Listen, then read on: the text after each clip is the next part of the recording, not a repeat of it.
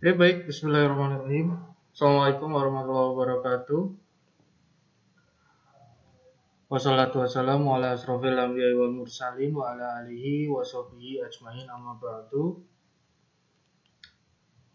Baik teman-teman mahasiswa yang saya cintai, yang saya banggakan, kali ini kita bisa melanjutkan ya, alhamdulillah bisa melanjutkan lagi kegiatan belajar mengajar kita. Kali ini saya akan buka materi baru. Bentar ya, saya siapkan dulu. Oke, ini sengaja saya record ya teman-teman ya. Jadi biar sesuai jadwal. Jadi ada sedikit masalah teknis internet di kampus ini ya. Jadi nggak bisa connect, jadi harus saya record dulu ya. Nah, ini sambil dibenerin sama teknisinya. Jadi agar teman-teman nanti tidak ketinggalan materinya. Ya, ntar saya siapkan dulu ya. Ini ada beberapa materi yang ingin saya sampaikan di smartphone. Ya, jadi harus ada pengantarnya dulu.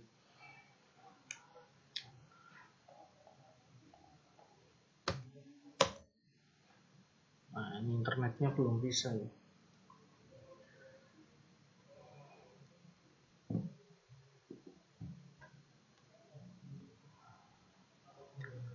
Ya, sambil mungkin nanti ya di forum WhatsApp ya teman-teman bisa mulai konsultasi untuk proyeknya. Sejauh ini yang udah konsultasi sebenarnya Mbak Halimah ya, tapi bener gak Mbak Halimah? Saya cek dulu makanya.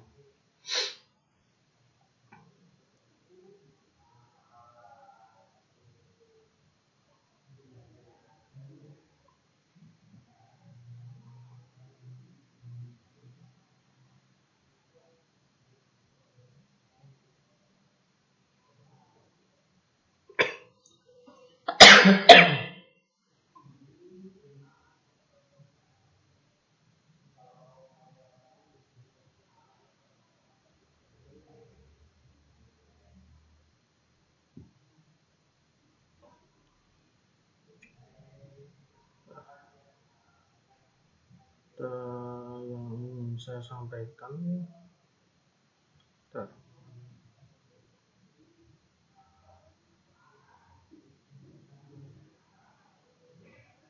nampaknya udah bisa online ya.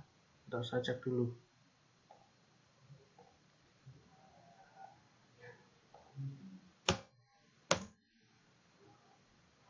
Kok belum bisa?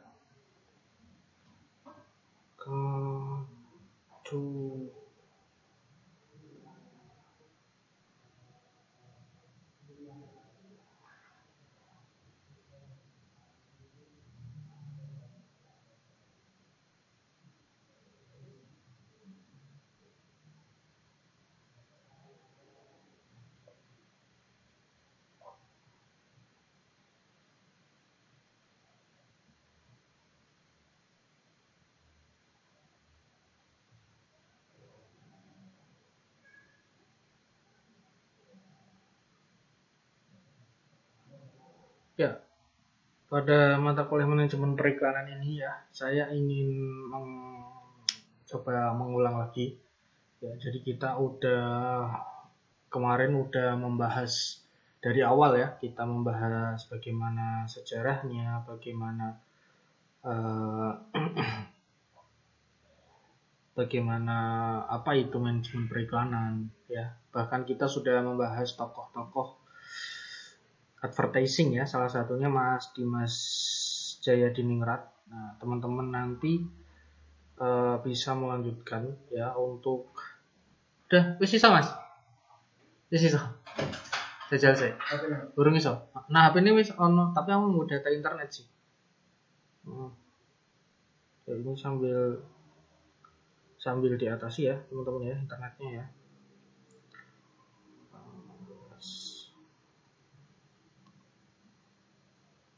Saya cek si akad dari smartphone dulu.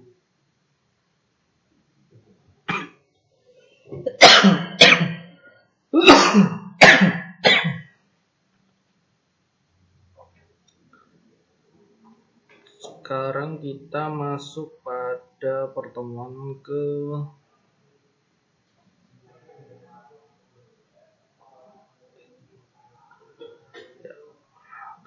jadwal semester saat ini. Saya cek dulu ya teman-teman ya. Ya, manajemen periklanan. Baik, kemarin kita udah pertemuan keberapa ini? Ya, sekarang baru masuk pertemuan ke-8. Ya, kemarin terakhir kita membahas tentang apa ini? Evaluasi project ya, evaluasi project mahasiswa. Ya, memang udah waktunya ya. Ini kan udah jadwal UTS, jadi waktunya untuk evaluasi project mahasiswa. Nah. Oke, jadi nanti Mas Muhammad Fahri, Ahmad Iqbal Muzaki, Rosalia Stefani, Astri Nabila, Muhammad Fahri masih ada ya, Ahmad Iqbal Muzaki yang udah nggak ada. Rosalia Stefani itu Stefani. Ya, Astri Nabila, Satya, Verly, Andika masih ada nggak ya? Siti, Limah ini, Gilang, Baskoro, Gilang ini. Nggak tahu ini di mana ini Gilang. Muhammad, Andi, Mas Andi, Faisal dan Sukmo. Sukmo nggak ada kayaknya ya. Oke, baik teman-teman yang saya cintai, yang saya banggakan, di forum WhatsApp bisa mulai konsultasi ya untuk laporan projectnya. Ya, jadi agar kita nanti mungkin ada kesulitan dari mahasiswa ya, mahasiswa yang mungkin antara satu mahasiswa dengan mahasiswa yang lain tidak bisa kalian selesaikan. Nah, makanya nanti bisa konsultasikan ke saya ya, konsultasikan ke saya agar permasalahan teman-teman bisa terselesaikan. Bentar ya, diatasi dulu.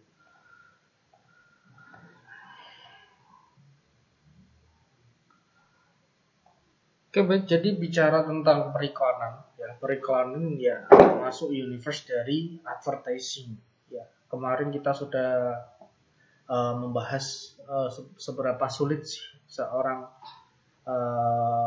advertising agency dalam bekerja ya.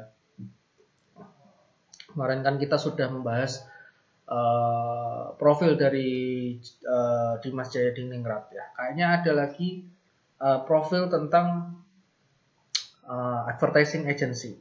Ya, jadi sekali lagi kalau kita bicara tentang advertising ya, bukan sebatas orang yang mendesain kartu nama, mendesain baliho, mendesain brosur, mendesain umbul-umbul, mendesain semua media yang menggunakan MMT ya, mendesain semua. Nah, memang semua itu hanya bagian kecil dari media ya yang digunakan dalam iklan.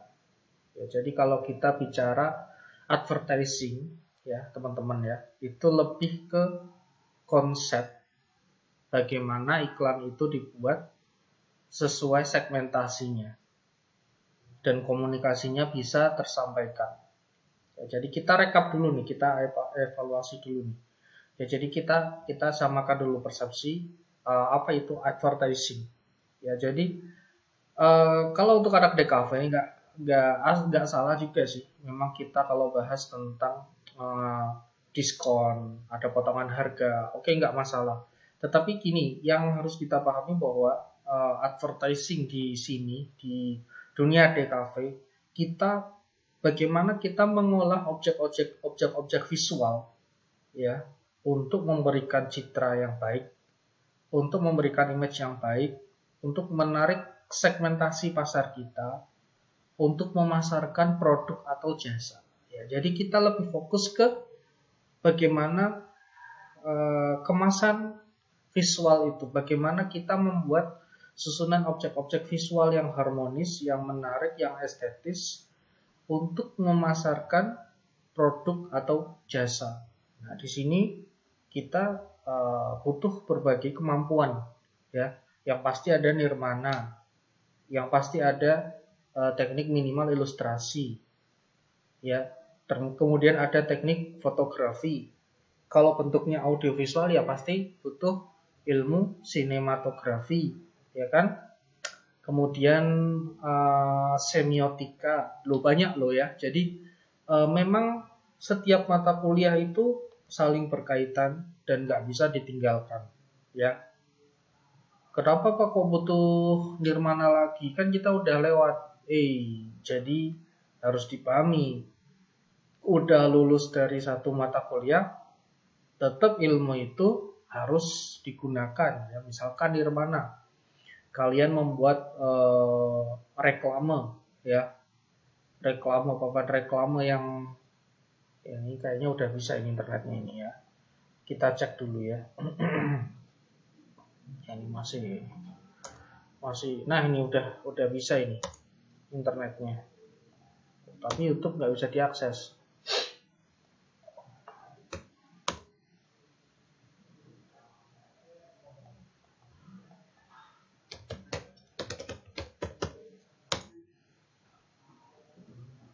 Ya, nampaknya wis iso Mas, kita Mas.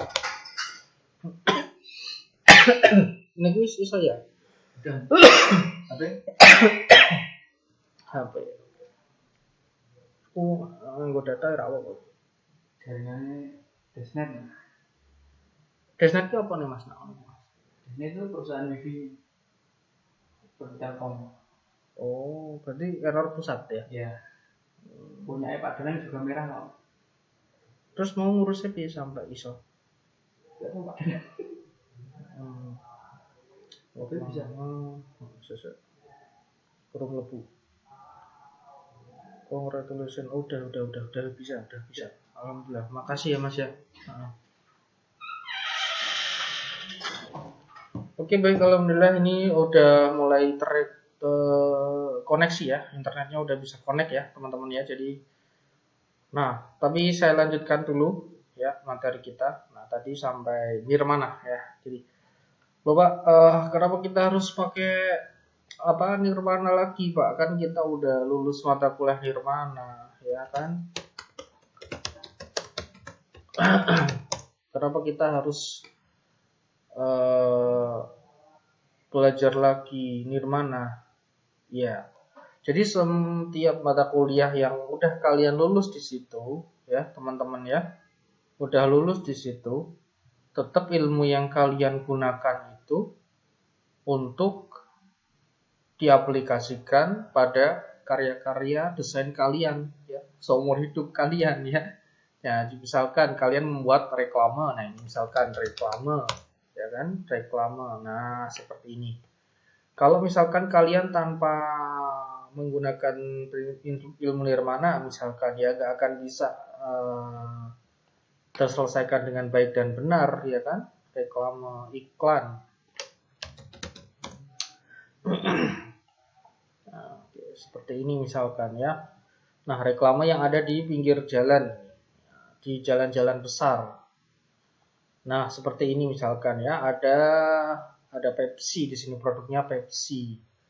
Nah, bagaimana kalau tanpa nirmana ya tidak akan sempurna ya. Bagaimana pemilihan warnanya, point of interest-nya di mana ya, peletakan posisi brand-nya di mana. Walaupun ini simple, tapi ini adalah karya yang balance ya dalam hukum atau prinsip desain yang ada pada nirmana. Nah, itu ya teman-teman ya. Nah, kemudian ilmu yang gak kalah penting adalah semiotika.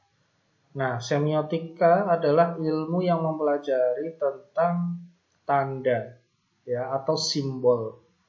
Nah, jadi gini, misalkan ya, kalian membuat iklan tentang iklan apa misalkan cari ya, iklan tentang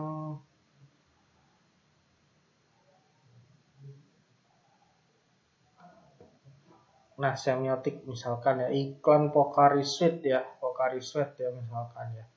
Oke, jadi kalian bisa melihat berbagai macam segmentasi pada Pocari Sweat di sini ya. Pocari Sweat itu segmentasinya banyak ya teman-teman ya. Ada yang segmentasinya olahragawan, ada yang segmentasinya untuk anak-anak SMA, anak-anak pelajar ya, yang dia dituntut untuk beraktivitas dari pagi sampai sore ya misalkan. Nah, jadi semiotik di sini bahasa objek-objek visual yang digunakan harus sesuai dengan segmentasi pasarnya. Misalkan untuk segmentasi anak-anak SMK, SMA ya, atau SMK juga termasuk ya. Tidak mungkin menggunakan bahasa-bahasa idol atau bahasa-bahasa yang bahasa-bahasa visual atau simbol-simbol yang digunakan untuk orang di luar SMA, misalkan udah dewasa, para pecinta K-pop misalkan, walaupun mungkin sebagian dari anak SMA itu suka idol group, suka menjadi wota ya, menjadi K-popers ya misalkan ya, tetapi itu bukan keseluruhan dari bahasa visual yang digunakan untuk segmentasi SMA. Nah, itulah yang dinamakan untuk semiotika yang harus digunakan pada iklan. Nah, jadi kita harus banyak berbicara tentang simbol di sini. Ya, jadi bagaimana agar iklan yang disampaikan itu tidak bertele-tele, paham, jelas ya, jelas. Nah, misalkan seperti ini, jelas dan juga estetis. Nah, misalkan Speedy ya, misalkan ini misalnya contoh ya, ini hanya ilustrasi dari sebuah iklan. Nah, kata-kata Speedy ya, yang mereka menggunakan ilmu semiotik ya, menggunakan Superman ya, Superman yang melambangkan kecepatan. Jadi mereka menggunakan visual sosok Superman ya untuk menggambarkan kecepatan akses yang mereka tawarkan. Ya ini sekedar contoh aja ya. Ya mereka tidak memilih The Flash, nggak tahu kenapa. Tapi Superman juga memiliki kekuatan kecepatan ya di sini. Oke, nah misalkan apalagi ini ya, iklan, poster iklan. Nah ini banyak ini ya.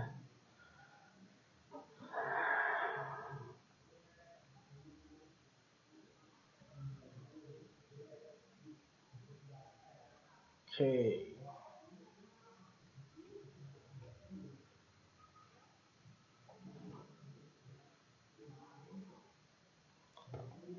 Nah ini juga, walaupun ini sederhana ya, tapi ini adalah iklan ya, termasuk poster iklan ya.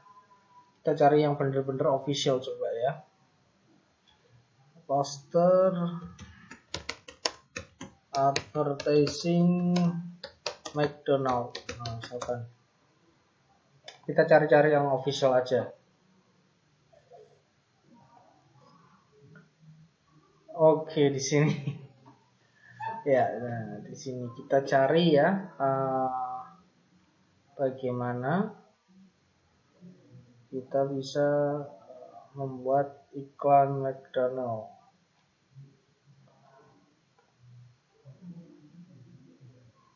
Ini juga salah satu iklan McDonald ya. Memang kadang advertising mereka itu lebih simpel ya kalau gaya barat ya teman-teman ya.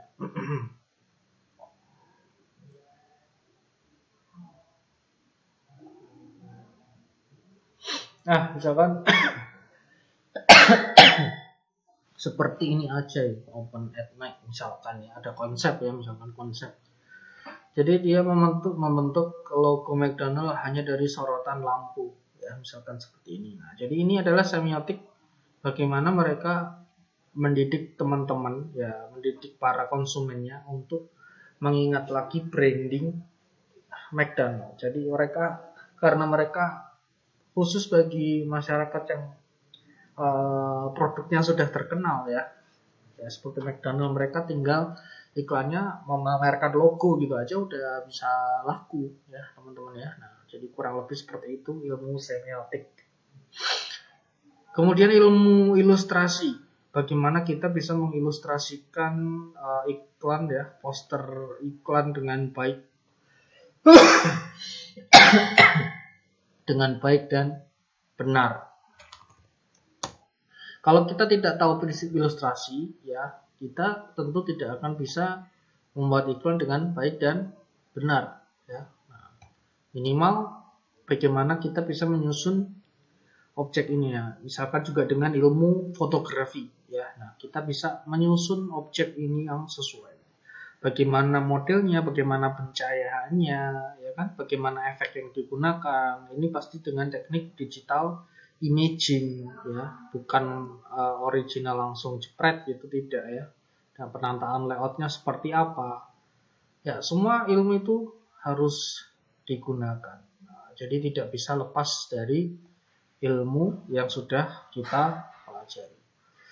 Oke, baik teman-teman, silahkan saya tunggu project konsultasinya ya.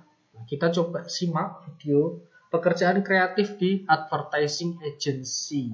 Jadi kadang-kadang bukan berarti graphic designer itu dibuat art director. Enggak, ada graphic designer yang memang dia memilih hidupnya nggak sebagai art director. Gue memang graphic designer karena gue hardcore graphic designer. Tapi pas dia lihat hasil karyanya stunning gitu.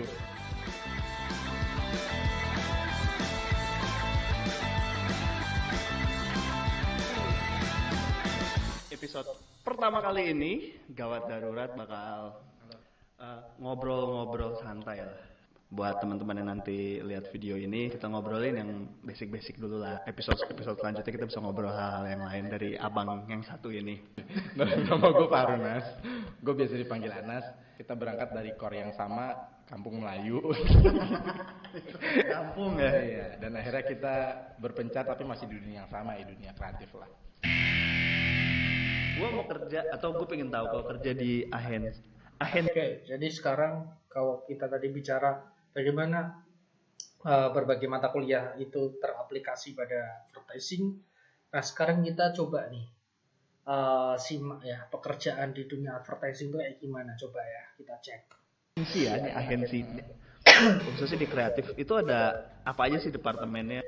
Sebenarnya di setiap advertising agency itu terkadang strukturnya nggak sama. Oh, beda-beda ya. Sebenarnya, tapi ada satu pola yang serupa sih sebenarnya. Jadi bisa dipecah dua secara sederhana. Kalau di bidang kreatif itu ada visual dan ada copy, ada tulisan gitu.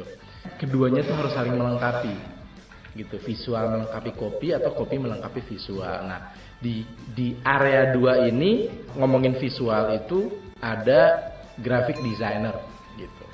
Ada art director. Dua visual dulu ya, ada graphic designer, ada art director. Nah, graphic designer itu dia itu punya tanggung jawab buat melahirkan visual yang keren, kasarnya gitu. Visual yang keren.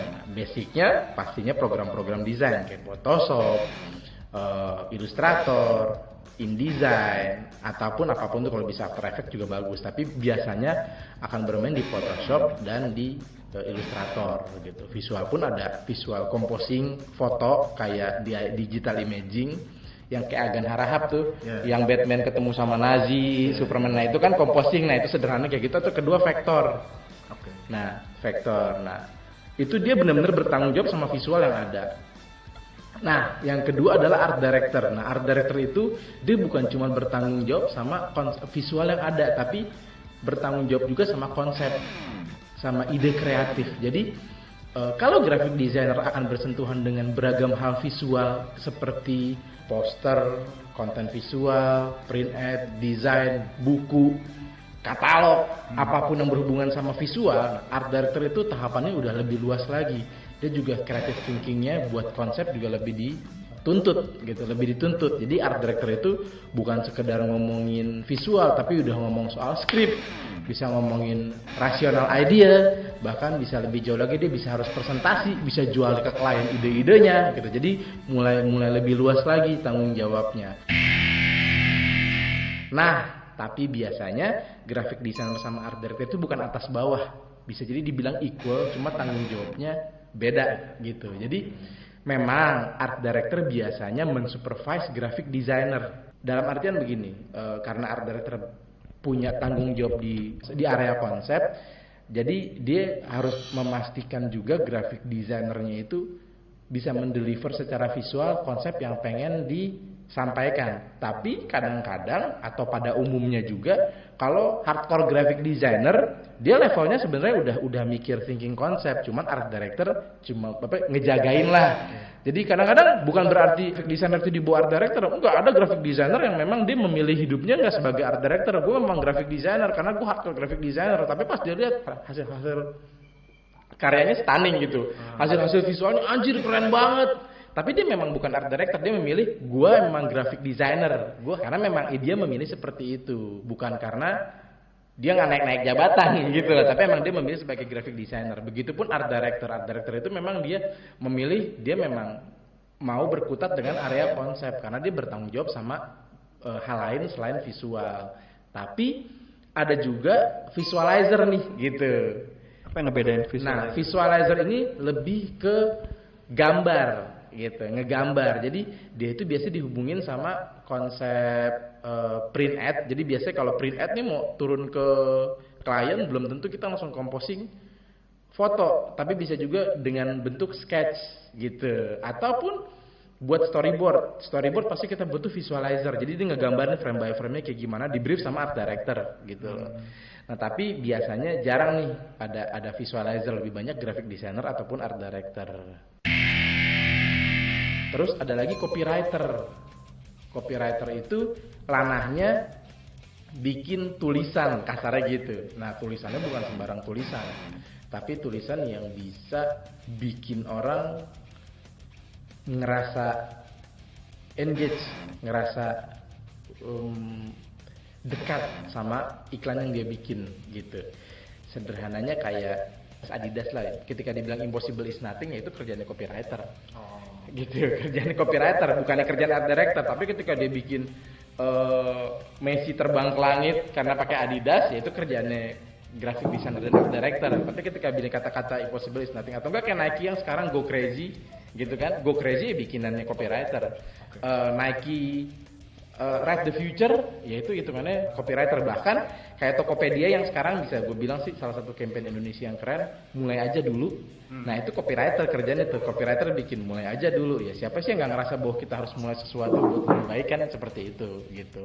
Jadi bedanya sih gini, kalau writer yang novel itu kan tulisannya buku itu kan menjelaskan konsep dalam beberapa bab gitu kan.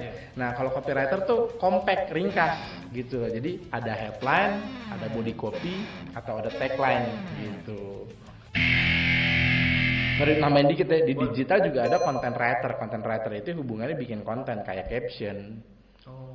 Nah beda lagi tuh ranahnya. Itu beda sama si copywriter? Beda. Kalau copywriter itu mirip sama art director nantinya. Jadi dia itu bertanggung jawab sama konsep gitu. Tapi kalau content writer buat di digital, dia nggak bertanggung jawab sama konsep. Dia itu lebih memahami how to create sentence, kata-kata yang bisa engage sama target audiensnya gitu.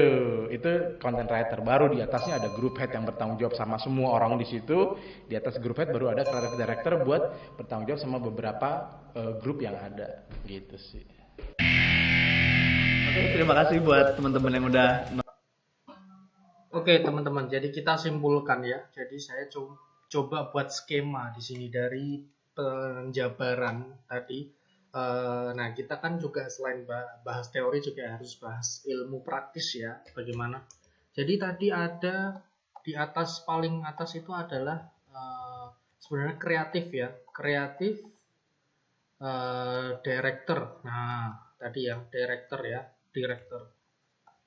Terus di bawahnya ada art director.